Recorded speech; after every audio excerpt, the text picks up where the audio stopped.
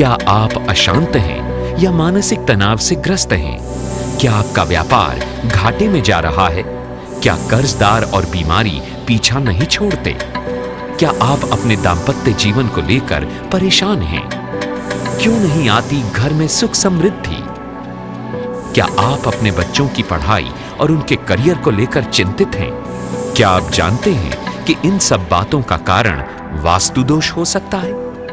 और इसके निवारण के लिए आप मिल सकते हैं वास्तु विशेषज्ञ नरेश सिंगल जी से, जो अपनी प्रतिभा के लिए देश ही नहीं विदेशों में भी जाने जाते हैं। सिंगापुर, मलेशिया, थाईलैंड और दुबई जैसे देशों में ये किसी परिचय के मोहताज नहीं।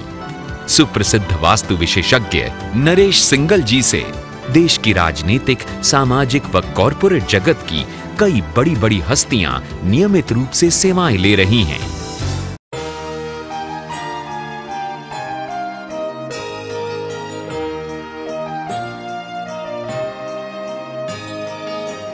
नमस्कार, कार्यक्रम सुख समृद्धि में एक बार फिर से आप सभी का स्वागत है।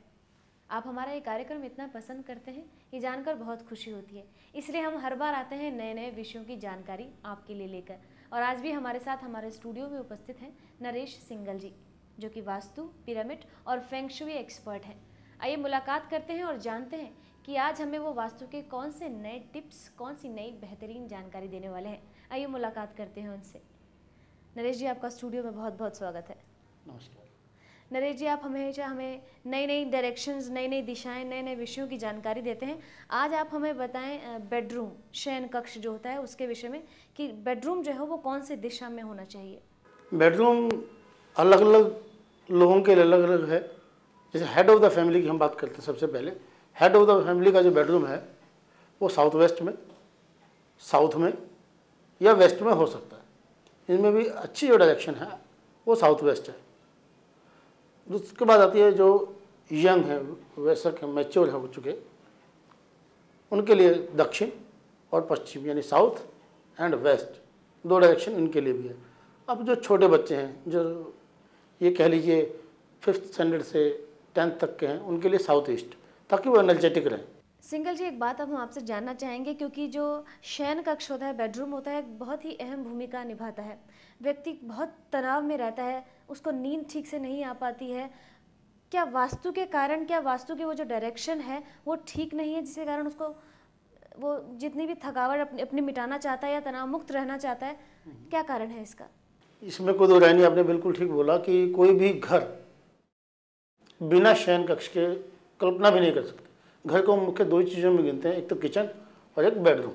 यदि आदमी इतना काम करके, दिन भर मेहनत करके, सब कुछ करके और ठीक से सो ही ना पाए, तब हमें ये मान लेना चाहिए कि वहाँ पर कोई ना कोई वास्तु दोष अवश्य है। जैसे मान लीजिए कि एक हेड ऑफ द फैमिली है, उसका आपने किसी कारण से शयन कक्ष नॉर्थ वेस्ट में बना दिया, उसको पूरी रात नींद ही नहीं आएगी, उठ उठ के देखता रहेगा, चिंता करता रहेगा, कभी कोई आ तो नहीं गया, कभी कोई चला तो नहीं गया, कोई बात तो नहीं है, कोई खिड़की खुली तो नहीं रहेगी, कोई दरवाज़ा खुला तो नहीं रहेगा, गाड़ी लॉक है या नहीं है, यानी बिना वजह अननेसेसरी उसको कुछ ना कुछ चिंता लगी रहेगी। दूसरी बात, यदि कोई अपने न्यूली मैरिड कपल का बना दिया आपने, उनमें इरिटेशन, आपस में उनमें इरिटेशंस होती हैं जी, यदि वो साउथ ईस्ट में है, दक्षिण पूर्व में है, तभी वहाँ पे समस्या रहेगी। अब मान लीजिए आपने राइट डायरेक्शन में भी अपना बेडरूम बना दिया, सब चीज़ सही दिशा में भी कर दी। अब बात करते हैं उसके इंटीरियर की। उसके इंटीरियर में किस चीज़ की कमी होती है कि हमें यही नहीं पता होता कि जो बेड की हेड साइड है, यानी अपना सोते समय अपना सिर कहाँ रखें। कुछ लोग कहते हैं कि ठीक है जी, हमने यहाँ सिर पूर्व में नहीं रखना चाहिए, क्योंकि पूर्व में जो है ये होता है, दक्षिण में नहीं रखना चाहिए। एक ही बात खाली मैं मना करता हूँ कि हमारे को सोते समय हमारा सिर दक्षिण में होना चाहिए। हिंदी इंग्लिश मिक्स करके बोलना, आपको याद रह जाएगा। सा से सिर, सा से साउथ, ठीक वहाँ पे आपको इस डायरेक्शन में रखना चाहिए। यदि किसी कारण से आप साउथ में अपना सिर नहीं रख सकते, मान लीजिए कि वहाँ पे एंट्रेंस है, एसी वहाँ लगा है, कूलर वहाँ लगा है, या पंखे की हवा वहाँ नहीं आती, कुछ भी रीजनिंग है, कारण कुछ भी हो, तो मैं सिर्फ एक डायरेक्शन मना करता हूँ कि सोते समय हमारे पैर दक्षिण में यानी साउथ में नहीं होने चाहिए, वो मृत्यु के पश्चात होते हैं। ह्यूमन बॉडी का जो नॉर्थ पोल है वो सिर है और साउथ पोल जो है वो पैर है, और हमारे को पृथ्वी के अपोजिट पोल में सोना चाहिए। यदि आपने कभी सुना हो या कभी देखा हो, जब किसी व्यक्ति की मृत्यु हो जाती है, कोई बड़ा बुजुर्ग उसमें से ये कहता है कि इसके पैर दक्षिण की तरफ कर दो, साउथ पोल की तरफ कर दीजिए, ये इसके अंदर है। तो कहने का तात्पर्य ये हुआ कि हमें सोते समय सिर दक्षिण में रखना चाहिए। इनकेस ना कर सकें तो एक चीज़ जरूर ध्यान रखें कि हमारे पैर दक्षिण में ना हो जाए। एक दूसरी चीज़ क्या होती है, हम आजकल मॉडर्न ज़माने में रहते हैं, तो जो हमारे बेड होते हैं उसके अंदर लुकिंग मिरर लगे रहते हैं, तो हमारा जो बॉडी का पार्ट है वो लुकिंग मिरर में दिखाई दे रहा होता है। कई बार क्या होता है कि हमने वार्डरोब या अलमीरा जैसी बना रखी होती है कि उसके अंदर दिखाई देता है, या कोई हमने ड्रेसिंग टेबल सामने रखा होता है, कुछ भी ऐसी कोई ना कोई होता है जिसमें मिरर इमेज इसमें बन जाती है, ऐसा कुछ ना कुछ इसमें रिफ्लेक्शन आता है। तो बॉडी का, शरीर का जो भी अंग उसके अंदर दिखाई देगा वो देर सवेर रोगग्रस्त अवश्य हो जाएगा। कभी कभी तो हमें कैंसर जैसी बीमारी भी सुनने को मिली है। ये सब इसमें दिक्कत आती है। एक आपसे बहुत ही अहम प्रश्न और जो गंभीर है ये पूछना चाहूँगी मैं, संतान जो होती है, संतान उत्पत्ति कई उन लोगों की नहीं होती है, क्या इसका जो संबंध होता है वो शयन कक्ष से होता है? पहली बात तो ये, जैसे मैं हमेशा बोलता हूँ कि ये जितनी भी चीज़ें हैं इसका जो रोल है वो भाग्य से है, भाग्य से रिलेटेड है।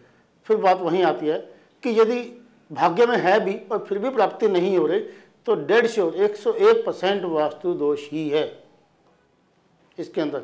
आप कई बार देखते हैं कि भाग्य में भी है, पंडित को हॉरोस्कोप कुंडली भी दिखाई थी, पंडित ने ये भी कह दिया बेटा होगा जहाँ संतान ही नहीं हो रही, और अब मेडिकली चेकअप करा रहे हैं, सब कुछ ठीक है और फिर भी संतान नहीं हो रही, तो फिर क्या कारण है?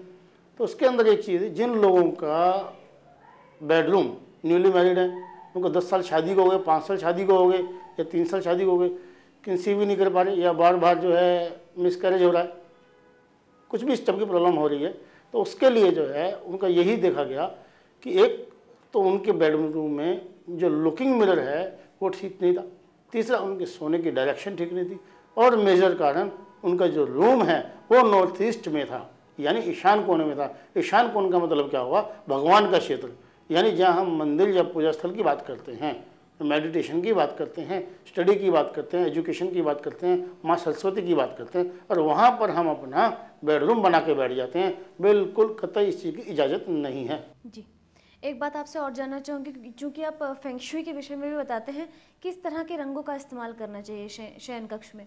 शयन कक्ष के अंदर हम ब्राइट कलर स्कीम्स ले सकते हैं यदि हम यंग एज में हैं।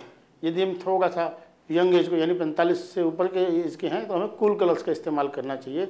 यदि बहुत छोटे हैं, स्टूडेंट एज में हैं, तो हमें क्या बोलेंगे इसको, भड़कीले रंग का हॉट कलर स्कीम भी हम ले सकते हैं, कोई प्रॉब्लम नहीं। आज भी आपने हमें बहुत अच्छी जानकारी दी है। आपका स्टूडियो में आने के लिए और इतनी अच्छी चर्चा करने के लिए बहुत बहुत धन्यवाद।